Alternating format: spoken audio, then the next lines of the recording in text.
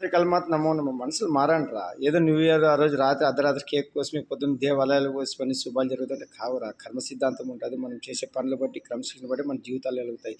First మనము శాకాహారానికి ఎక్కువ అలవాటు చేసే ప్రయత్నం చేయండి. గుడ్డుని మాంసాన్ని తినేది తక్కువ చేయండి. ఎందుకంటే నువ్వు ఎంత పూజ చేసినా ఎంత చేసినా ఆ మాంసం వల్ల శరీరం నశించిపోతుందిరా. ఇంతకుముందు పెద్దలు తిండేది కాబట్టి వెలిగినారు, తక్కువ తిన్నారు డబ్బు లేక. ఇప్పుడు అందరికి సమానంగా ఉంది కాబట్టి ఈ రోగాల దరిద్రం సమస్యలు తెచ్చుకుంటున్నారు. ఫస్ట్ శాకాహారానికి అలవాటు పడండి. ఆధారం మానాల ప్రతి ఒక్క మనిషి తెలుసుకోవాల్సింది. కులాలు మతాలు ఇక్కడ అనవసరం మనకి. మనిషి అయినా కూడా ఆదివారం తింటే సమస్యలు ఏముంటావు ముందు ముందుకు చూస్తారు. ఫస్ట్ అది మానండి. మాంసాలు ఒక జీవన సంపి తింటే ఆ ఉసిరే మన శరీరాలను నాశనం చేస్తున్నది. ఫస్ట్ తెలుసుకోండి.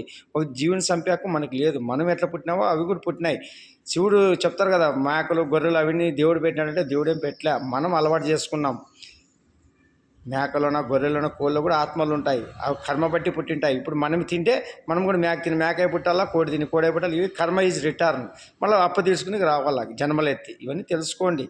ఫస్టు శాకాహారానికి అలవాటు పడండి. శరీరాలు కాపాడుకోండి. రజోగుణమైన తిండి తిని కామక్రోధాలు పెరిగి ఎట్లా తయారవుతుందో చూస్తాం కదా. కామము క్రోధం పెరిగి యువకులు స్త్రీ పురుషులు ఎట్లా తయారవుతున్నారు. ఈ తిండి తక్కువ చేస్తే అన్నీ కంట్రోల్ అవుతాయి. ఫస్టు మంచి చెడు అన్నీ గుర్తొస్తాయి. ఇప్పుడు బాగా తినేది ఎక్కువైపోయింది, అందుకే ఇట్లా అయిపోతున్నారు.